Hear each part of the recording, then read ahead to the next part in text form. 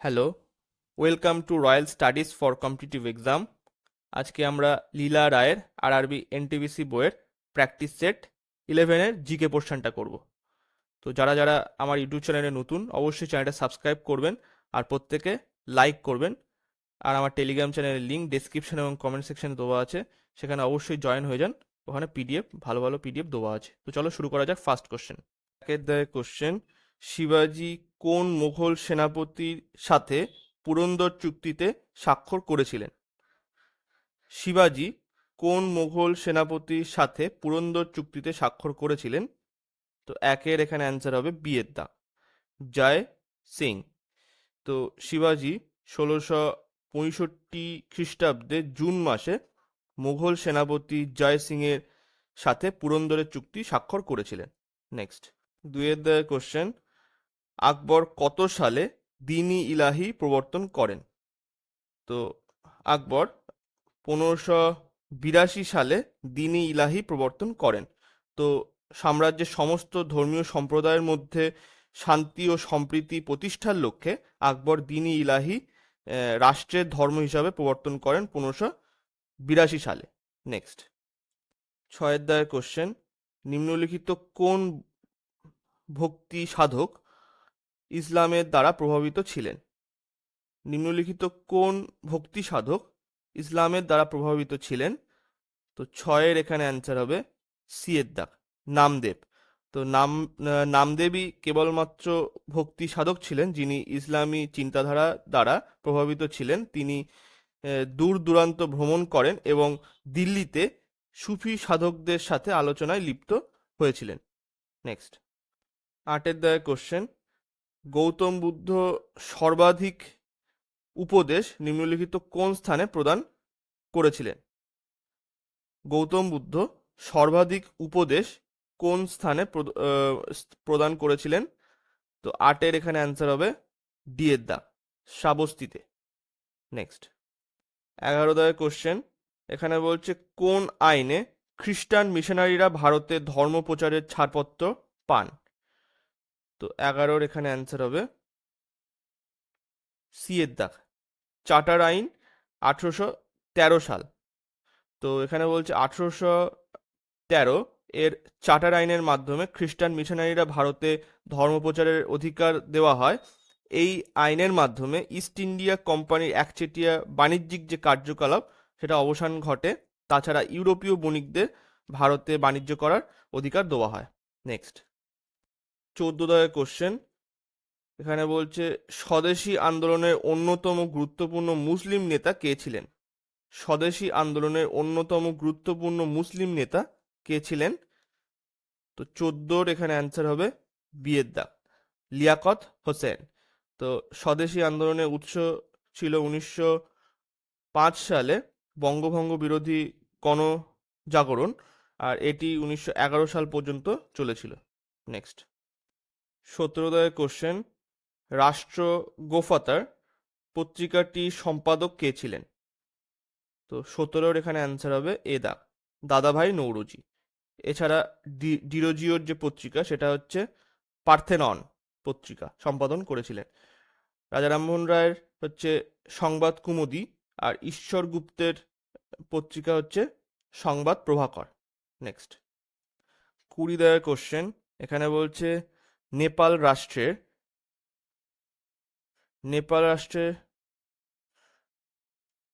সঙ্গে ভারতের কতগুলি রাজ্যের সীমানা রয়েছে? তো এখানে হচ্ছে 5টি রাজ্যের সীমানা রয়েছে। তো সেগুলি হচ্ছে ওয়েস্ট বেঙ্গল, তারপরে হচ্ছে বিহার, সিকিম, উত্তরপ্রদেশ, আর হচ্ছে কি উত্তরাখণ্ড। ঠিক আছে, উত্তরাখণ্ড। নেক্সট, 23 দাগের কোশ্চেন, এখানে বলছে সেভারয় সেভারয় পাহাড় নিম্নলিখিত কোন রাজ্যে অবস্থিত? তো এখানে অ্যান্সার হবে এটা ডি এর দাগ, তামিলনাড়ু রাজ্যে। তো সেভারয় হিলস নামের সার্ভারায়ন পাহাড় হলো দক্ষিণ ভারতের তামিলনাড়ু রাজ্যের সালেম শহরের কাছে একটি পর্বত শ্রেণী। এটার উচ্চতা হচ্ছে 1620 মিটার। নেক্সট, 27 দাগের কোশ্চেন, এখানে বলছে ব্রহ্মপুত্র নদ নিম্নলিখিত কোন রাজ্য অথবা কেন্দ্রশাসিত অঞ্চল দিয়ে ভারতে প্রবেশ করেছে? তো 27-এর এখানে অ্যান্সার হবে এটা সি এর দাগ। অরুণাচল প্রদেশের মধ্য দিয়ে প্রবেশ করেছে। তো ইয়ারলুং সাংপো, এটা ব্রহ্মপুত্রেরই নাম, ভারতের অরুণাচল প্রদেশের মধ্য দিয়ে প্রবেশ করেছে, যেখানে তাকে দিয়াং বলা হয়, মানে অরুণাচলে সেটাকে দিয়াং বলা হয়। আর ইয়ারলুং সাংপো এটা হচ্ছে তিব্বতে, কিন্তু এটার নাম হচ্ছে ইয়ারলুং সাংপো। নেক্সট 29 কোশ্চেন, এখানে কি বলছে, নিম্নলিখিত কোনটি ক্রান্তীয় ধরনের মাটি নয়? তো ক্রান্তীয় ধরনের মাটি নয় হচ্ছে এটা এ দাগ, বাদামি মাটি। তো বাদামি মাটি একটি গ্রীষ্মমণ্ডলীয় ধরনের মাটি নয়।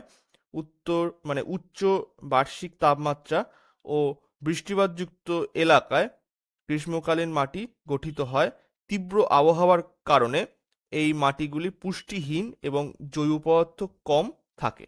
নেক্সট 32 কোশ্চেনে বলছে পাইকারি মূল্য সূচকের স্থানের, মানে এখানে হচ্ছে হোলসেল প্রাইস ইন্ডেক্স ক্ষেত্রে ভারতের নিম্নলিখিত বর্তমানে কোনটা ভিত্তি বছর হিসাবে ধরা হয়?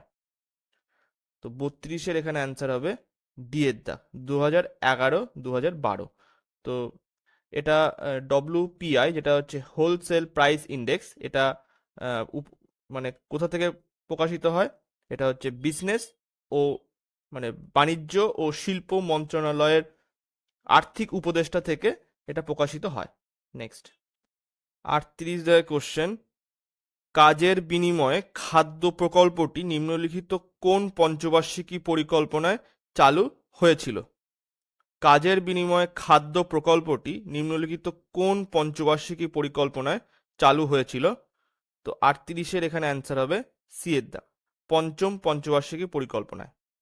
নেক্সট 43 কোশ্চেন, এখানে বলছে ব্লাইন্ড শট, ফ্ল্যাগ, ফোর বল, টি শট শব্দগুলি নিম্নলিখিত কোন খেলার সঙ্গে যুক্ত? তো এখানে 43-এর অ্যান্সার হবে বি এর দাগ, গলফ খেলার সঙ্গে যুক্ত। এছাড়া এস, তারপরে হচ্ছে অ্যাপ্রন, তারপরে ব্লাইন্ড শট, বগি, তারপরে ডগ লেগ, ফোর বল, টি শট প্রভৃতি এই গলফ খেলার সঙ্গে যুক্ত।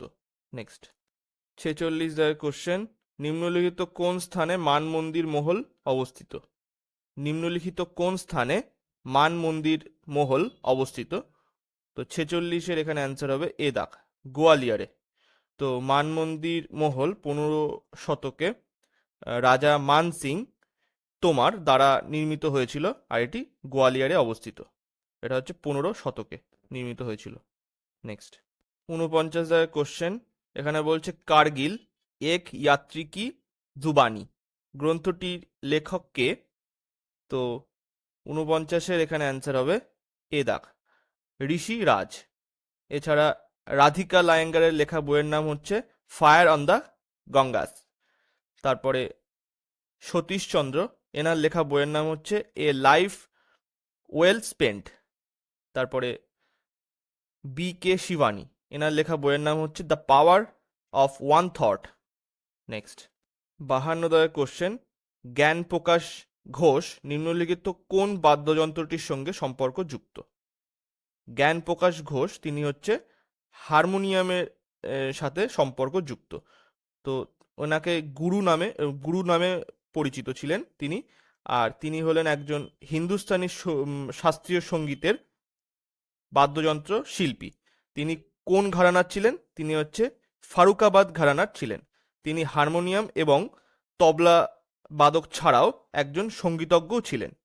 নেক্সট 55 কোশ্চেন, এখানে বলছে গিরিজা দেবী নিম্নলিখিত কোন ঘরানার বিশিষ্ট কণ্ঠশিল্পী ছিলেন? তো গিরিজা দেবী তিনি হচ্ছে বেনারস ঘরানার একজন কণ্ঠশিল্পী ছিলেন। এছাড়াও হচ্ছে সজন মিশ্র, তারপরে হচ্ছে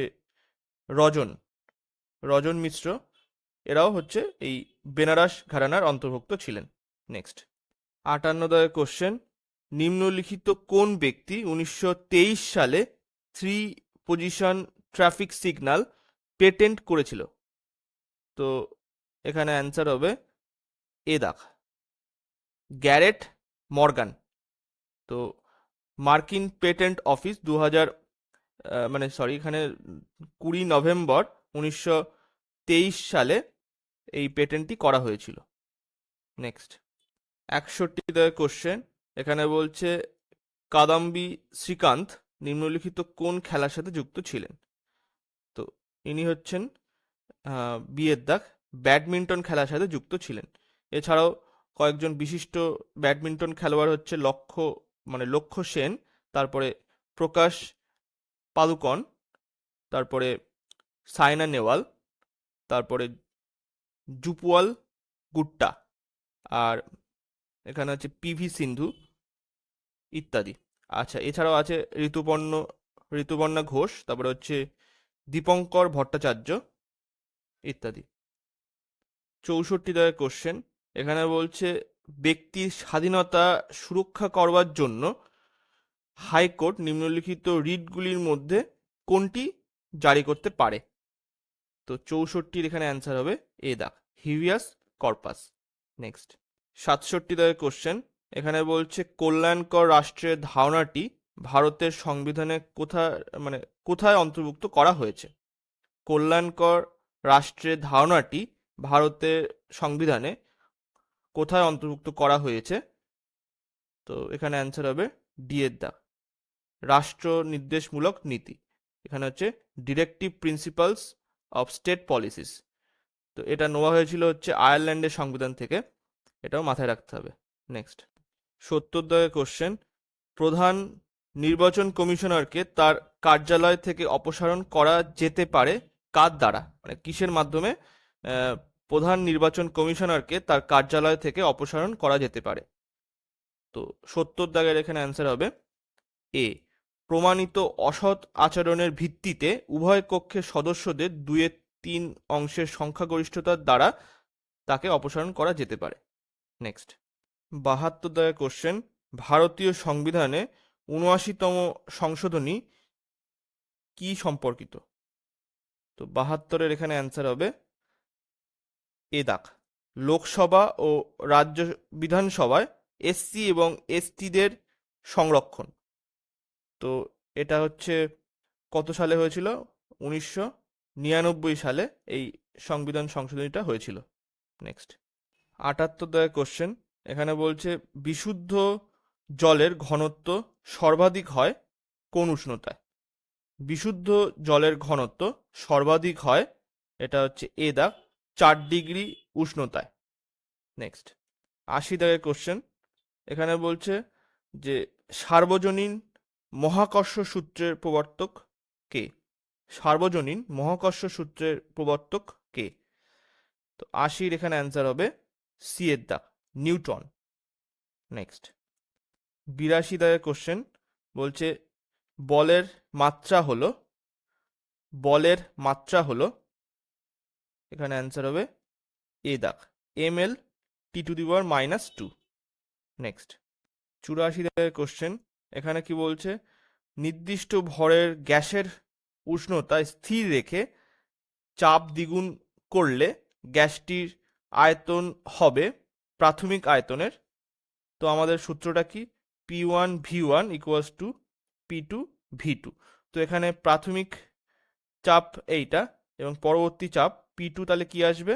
এখানে 2P1 যদি ধরি তাহলে কি হবে দেখো, এখানে P1V1 2P1 ইন্টু V2, তাহলে P1 কেটে গেল, তাহলে V2 সমান কত আসছে? প্রাথমিক আয়তন মানে V1/2, তাহলে অর্ধেক হবে। তো বি দাগের অপশন এখানে সঠিক, মানে প্রাথমিক আয়তনের অর্ধেক হবে যে পরবর্তী যে আয়তন, এটা হচ্ছে V2। নেক্সট এবার হচ্ছে 85 দাগ, এসআই পদ্ধতিতে প্রবাহ মাত্রার একক হলো? এসআই পদ্ধতিতে প্রবাহ মাত্রার একক হলো, তো সি এর দাগের এখানে অ্যান্সারটা সঠিক হবে, এটা হচ্ছে অ্যাম্পিয়ার। নেক্সট 87 দাগের কোশ্চেন, বিবর্ধক হিসাবে যখন উত্তল লেন্স ব্যবহৃত হয় তখন কি প্রকৃতির প্রতিবিম্ব গঠিত হয়? তো বিবর্ধক হিসাবে যখন উত্তল লেন্স ব্যবহৃত হয় তখন এটা অসৎ ও বড় প্রতিবিম্ব গঠিত হয়। ঠিক আছে, তো এক্ষেত্রে বিয়ের দাগের অপশনটা সঠিক হবে, অসৎ আর বড়।